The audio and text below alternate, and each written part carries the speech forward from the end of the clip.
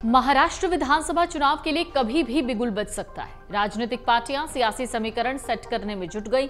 Media reports कहती हैं कि बीजेपी गठबंधन वाली महायुति में 180 से ज्यादा सीटों पर बातचीत फाइनल है, जबकि तकरीबन 100 सीटों के लिए बातचीत का दौर चल रहा है, जिसको लेकर शिंदे सेना के एक कैबिनेट मंत्री ने दावा किया कि विधानसभा चुनाव में सीट शेयरिंग का फॉर्मूला महायुति में लगभग तय हो गया है। 102 सीटों पर बातचीत चल रही है। शिंदे गुट के नेता ने बताया कि अगले हफ्ते गृह मंत्री अमित शाह महाराष्ट्र दौरे पर आ रहे हैं। शाह के साथ बैठक के बाद बहुत हद तक सीट शेयरिंग का मामला फाइनल हो जाएगा। मीडिया रिपोर्ट्स कहती हैं जल्द ही तीनों दल उम्मीदवारों की पहली लिस्ट भी जारी कर सकती है। वहीं दूसरी ओर महाविकास अघाड़ी में सीट शेयरिंग पर चर्चा करने के लिए शुक्रवार को बैठक बुलाई गई। आपको बता दें, महाराष्ट्र विधानसभा चुनाव की घोषणा अक्टूबर के दूसरे सप्ताह में हो सकती है। ऐसे में अब 1 महीने से भी कम का वक्त रह गया है। महाराष्ट्र चुनाव की घोषणा को देखते हुए महायुति और महाविकास अघाड़ी में सीट शेयरिंग पर बातचीत तेज हो गई है।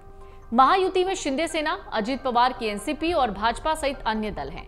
सीट शेयरिंग को लेकर 3 दलों के प्रमुख नेता लगातार बात कर रहे हैं।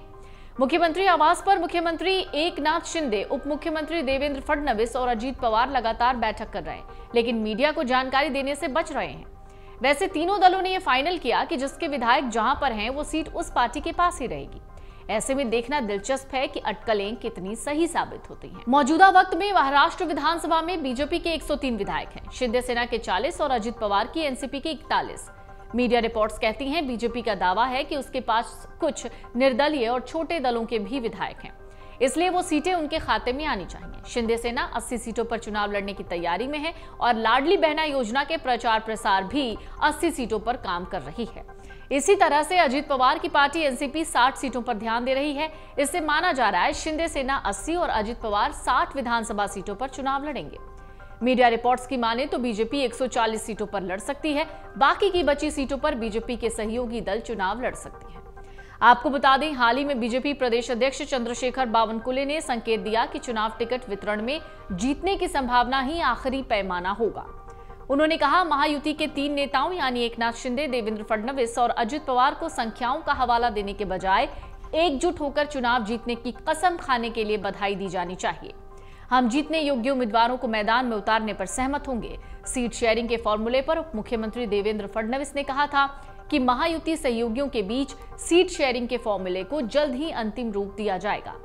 इसके साथ ही उन्होंने कहा था कि महाराष्ट्र विधानसभा चुनाव नवंबर में होने की संभावना है। महायुति के मुकाबले सीट बंटवारे को लेकर महाविकास अघाड़ी के बीच कई बैठकों का दौर चल रहा है। बुधवार को बैठकें हुई और अब शुक्रवार को फिर बैठक होगी। महाराष्ट्र कांग्रेस के प्रभारी चेनित थला भी मुंबई में ही हैं।